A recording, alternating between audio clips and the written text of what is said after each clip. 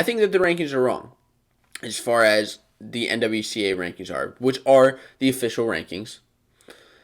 The top 5 teams should be ranked in a different order than they are.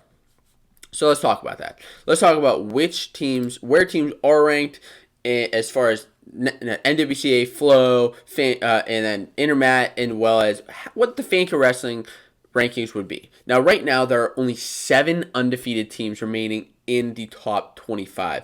Iowa, Nebraska, Arizona State, Virginia Tech, NC State, Princeton, Rider, and Lock Haven technically is undefeated, but they haven't wrestled any dual meets yet. Now, it's been a crazy year, as you know. Virginia, it's the chain of upsets, as I like to call it. The chain of upsets. You'll probably see that. You've probably seen that graphic on the Fanco Wrestling Instagram. If you're not following Fanco Wrestling on Instagram, go check that out. There's a direct link in the description below, or if you're on Instagram, just at Fanco Wrestling. Now, Virginia Tech beat Ohio State. Ohio State beat Pitt. Pitt beat Lehigh, which the Ohio State versus Pitt match wasn't an upset, but it just goes into the chain. Pitt beat Lehigh.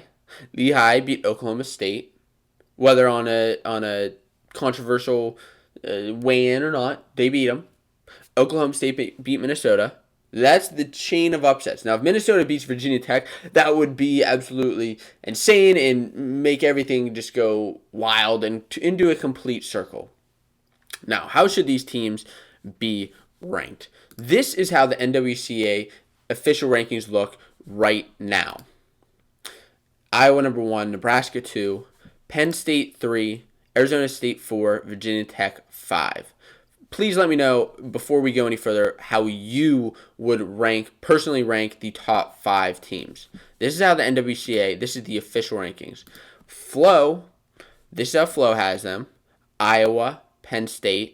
So they actually have Penn State at 2, which is kind of surprising. Now, Flow goes a little bit more into tournaments and how they'll perform at tournaments rather than dual meets. But it's Iowa, Penn State, Nebraska, NC State, and then Ohio State.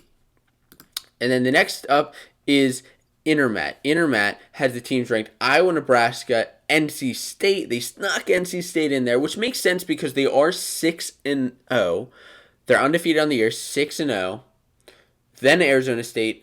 Then Penn State all the way down at number 5, which to me seems a little bit off.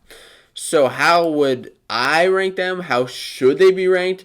I'll discuss that right now. The teams, this is exactly how the teams should be ranked.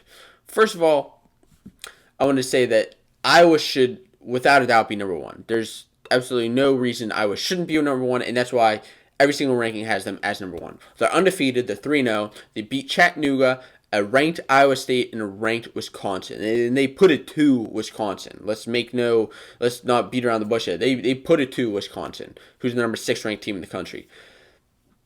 Now, they have 10 ranked guys in the top 10. 10! That's absurd. And 8 of those guys are in the top 5. That's insane. And I think that the rankings should matter a little bit as far as where the team ranked to, as well as the dual meet record. So that's where Iowa should be. They should absolutely be number 1. Number 2 should be Arizona State. I believe that Arizona State should be number 2. Now, this is ranking Arizona State higher than every single team. Why should they be number 2? Well, first of all, they're undefeated on the year. I believe they're 5-0 right now. They knocked off the number 1 Penn State. Now, just because they knocked off the number 1 Penn State, if you're wondering out there about rankings, that doesn't mean that they automatically become number 1. That's not how it should work, and I don't believe it should work that way. However, I do believe that they should be number 2. Because they're undefeated, they beat a ranked Purdue, they beat a ranked Virginia, as well as Penn State, which is pretty impressive. 8 of their guys are in the top 25. And 4 of them are in the top 10. So I think all of that all plays into factor there. So number 1, Iowa. Number 2, Arizona State. Number 3 is where Penn State should fit. Just like in college football, previous seasons should be taken into effect. Not necessarily as a main factor, but a little bit into effect, absolutely. Penn State just lost their first duel in 5 years. They lost to Arizona State in a relatively close match. And Arizona State has a pretty stacked team. It's not like Arizona State's a bunch of chumps. Like they beat them fair and square. But they did end up blowing out Navy 45-0. I mean, they put it to them, and they just have that one loss to Arizona State. No other team has beat them. Now, Iowa deserves to be up there because they are unranked, or they are undefeated. I'm sorry. They have all those ranked guys. They've had strong performances year after year. And Penn State deserves to be number 3, okay? So that's where they have 5 guys in the top 5. That just really plays an effect there. The number 4 team, who should be number 4? Well, Virginia Tech. Virginia Tech should absolutely be number 4. The NWCA has them ranked as number 5, and Flow actually doesn't even have them ranked in the top 5, and then neither is Intermat. But Virginia Tech 100% deserves to be ranked in the top 5. Why? They're undefeated right now. They beat Mizzou, who was ranked high in the top 10 at the time, Northwestern, who's a ranked team, and Ohio State, who was number 3 at the time. They also won the Navy Classic, the tournament, as a tournament team, and they finished strong in the past. They finished 11th at Nationals last year.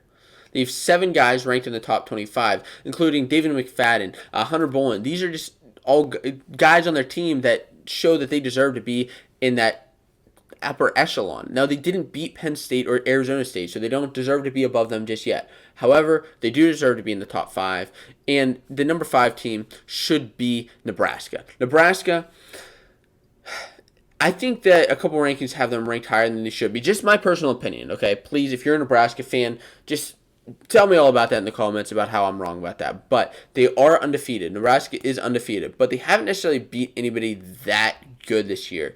A couple of lower name schools, as well as Wyoming, who's unranked, and a ranked Northern Iowa, which is an impressive win.